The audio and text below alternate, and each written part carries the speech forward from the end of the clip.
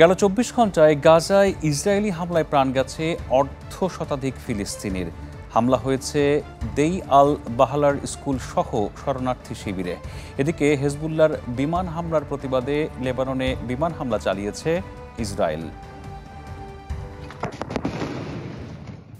আরও একটি রক্তাক্ত দিন দেখল গাজার ফিলিস্তিনিরা।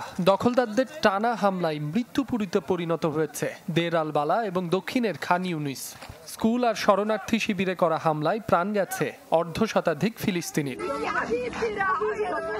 বেশ কয়েকটি এলাকা থেকে ফিলিস্তিনিদের সরে যাওয়ার নির্দেশ দিয়েছে ইসরায়েলি সেনারা। প্রাণ বাঁচাতে দিকবিদিক ছুটেও মিলছে না নিরাপদ আশ্রয়। শরণার্থী শিবিরে কিছুটা আশ্রয় পেয়েছিলাম। ইসরায়েলি সেনারা সেখানেও হামলা চালাচ্ছে। পরিবারের সদস্যদের নিয়ে এলাকা ছাড়ছি। কোথায় যাব জানি না। খোলা আকাশের নিচেই থাকতে হবে।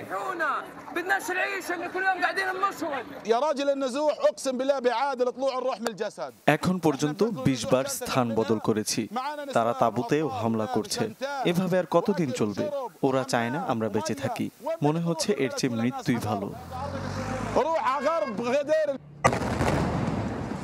যুদ্ধবিরতির পরবর্তী ধাপের আলোচনার জন্য কায়রোতে পৌঁছেছেন ইসরায়েলের প্রতিনিধি দল। যুদ্ধবিরতি কার্যকরে ইসরায়েলি প্রধানমন্ত্রীর সাথে কথা বলেছেন মার্কিন প্রেসিডেন্ট জো বাইডেন। নেতানিয়াহুকে দ্রুত যুদ্ধবিরতিতে সম্মত হওয়ার আহ্বান জানান তিনি। এদিকে হেজবুল্লাহর হামলার প্রতিবাদে লেবাননে বিমান হামলা চালিয়েছে ইসরায়েল। বৃহস্পতিবার হামলার একটি ভিডিও প্রকাশ করেছে আইডিএফ।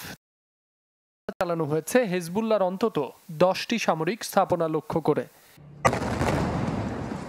মাসুম রাব্বি, চ্যানেল 24।